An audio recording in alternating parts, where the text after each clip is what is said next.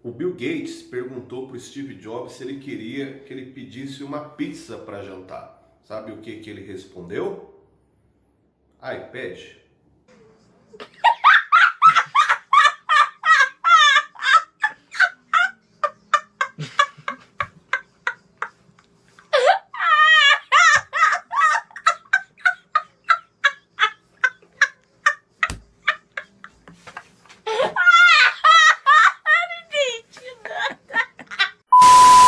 Fala pessoal, tudo bem? Eu sou o professor Luciano Kenji e você está no Cinegel. Você gosta de informática, de tecnologia em geral? Você gosta de entender a história desse evolutivo tecnológico? O filme de hoje vai contar a premissa, os bastidores iniciais da formação de duas grandes empresas do segmento de informática, a Apple e a Microsoft. Você conhece essa história já? Não? Então vem comigo.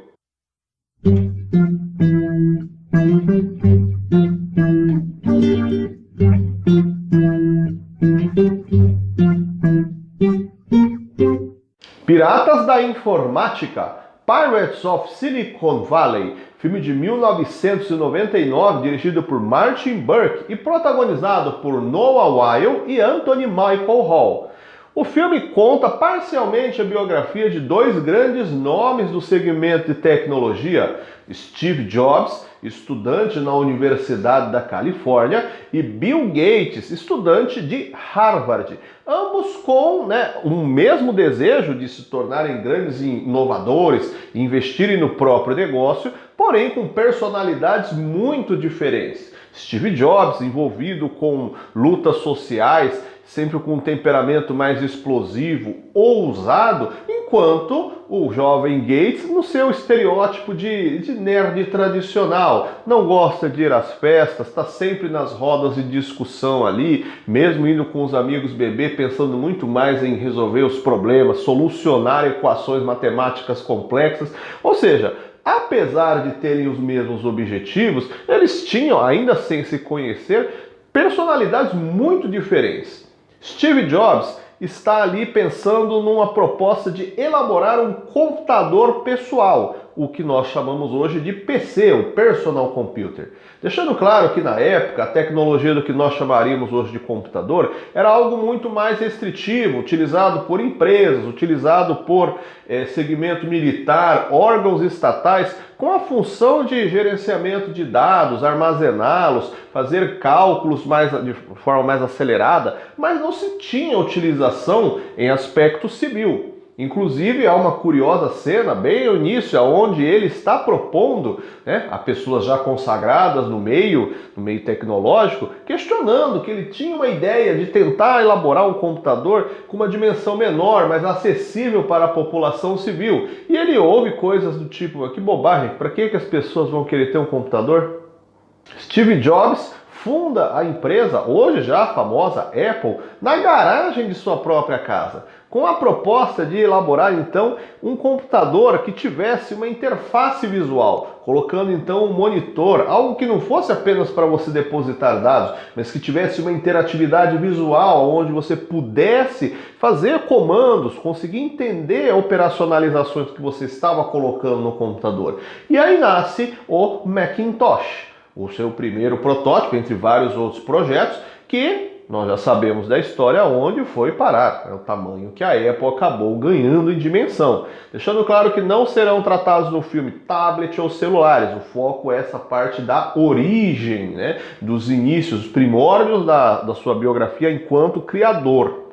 Enquanto isso, o jovem Bill Gates está pensando, já sabendo que há essa proposta da criação de um computador pessoal lá no outro extremo do país, no caso a empresa de Steve Jobs, Bill Gates está pensando em algo que possa também acompanhar a mesma ideia, de criar um sistema operacional.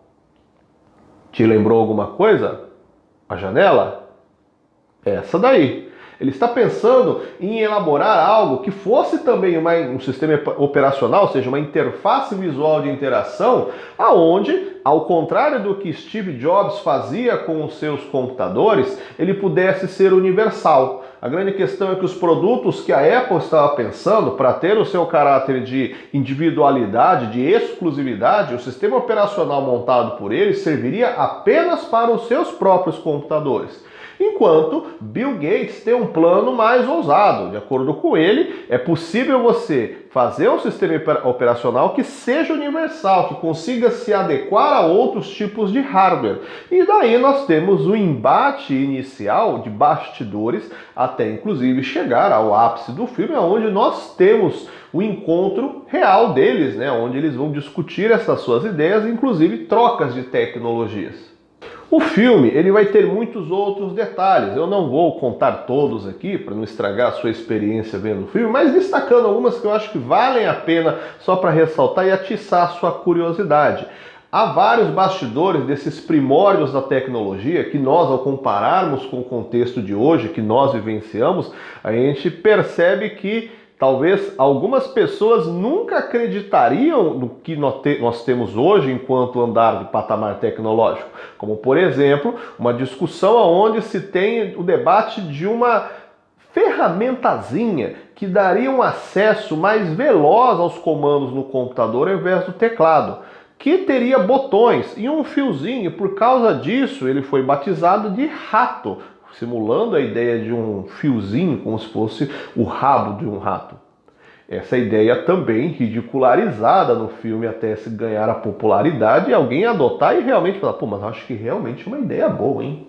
Ou ainda a ideia de Steve Jobs propondo que o computador também tivesse ferramentas de natureza pedagógica, de desenho, de interatividade, jogos, que pudesse ter também um uso para crianças, para jovens. Pensando de novo, o computador na sua origem é uma ferramenta de uso exclusivo corporativo estatal, não tinha essa lógica interfacial, tampouco de você dar acesso a tantas ferramentas diversificadas para o usuário.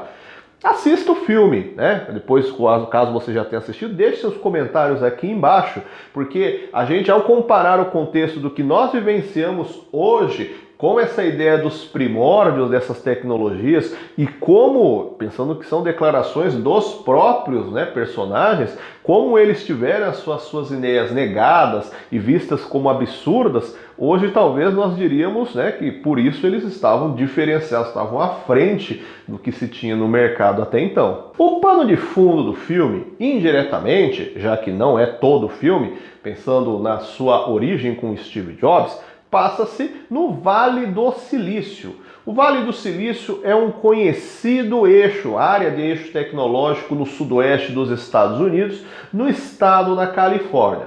Então, vamos em partes. Primeiramente, vamos entender que a Califórnia é um estado que está na porção sudoeste do país, aonde no seu histórico, curiosamente, ao você pensar em nomes de cidades deste estado, não tem nada a ver com o histórico de colonização inglesa. Você vai reparar que há cidades lá como Los Angeles, São Francisco, Sacramento, Palo Alto, não tem sonoridade de inglês, de britânico em nada. Isso porque esses nomes latinos derivam de uma área que era originalmente de colonização espanhola e era parte do que hoje é o território do México.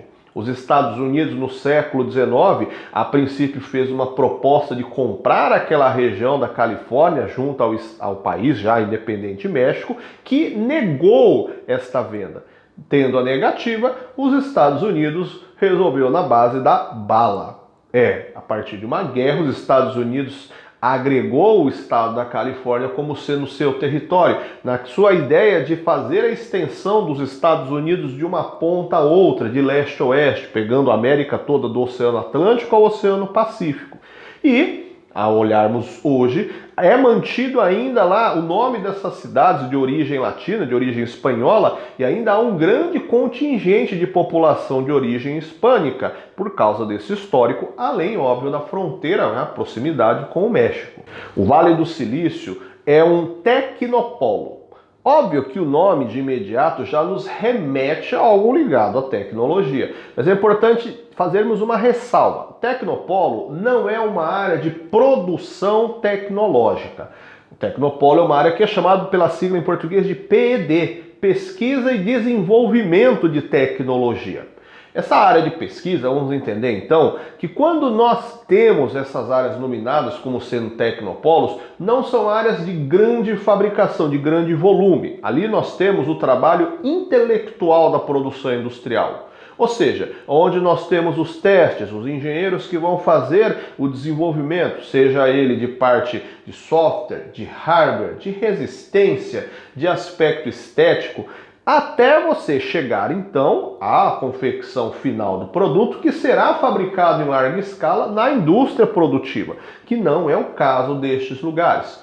Os tecnopolos, habitualmente, justamente por causa dessa ideia de ter uma mão de obra mais qualificada, que faz o trabalho intelectual, está associada a áreas onde há grandes universidades.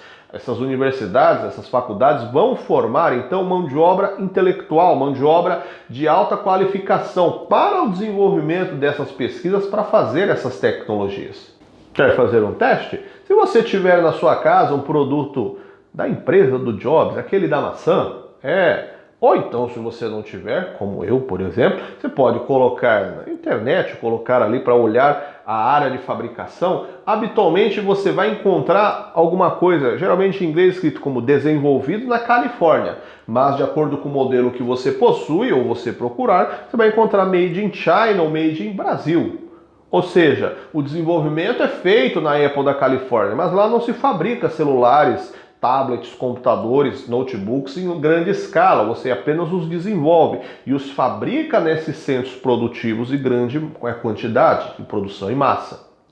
A região do Vale do Silício tem a sua origem lá no início do século XX, mas ainda muito longe de ser o Vale do Silício que nós temos hoje, então. Esse desenvolvimento de grande aglomerado tecnológico que formou o Vale do Silício, ele vai começar a ter esse grande volume durante o período de final de Segunda Guerra Mundial e o seu pós, especificamente identificando com o nome de Guerra Fria. O Vale do Silício é uma área que reúne um grande aglomerado de empresas de segmento tecnológico. Não estamos falando apenas de uma ou outra. Ali você tem IBM, você tem Apple, você tem NASA, Google. Então há uma infinidade de empresas ligadas a esse segmento tecnológico. O nome silício, entendendo que não é uma área de mineração, nós estamos falando de uma área de pesquisa tecnológica. A metáfora de chamar de Vale do Silício vale por causa da sua geografia, de uma área deprimida, aonde nós temos uma grande quantidade de uso de silício. O silício é considerado o grande metal da terceira revolução industrial, utilizado para confecção de microchips, é um sistema de transmissão de informações. Então a metáfora, entendendo que não é uma área de mineração de silício, mas sim uma área onde você tem uma grande quantidade de empresas usuárias do silício como matéria-prima, já que são indústrias tecnológicas, estão utilizando esse silício para fazer o desenvolvimento dessas tecnologias iniciais, para fazer esses tipos de protótipo.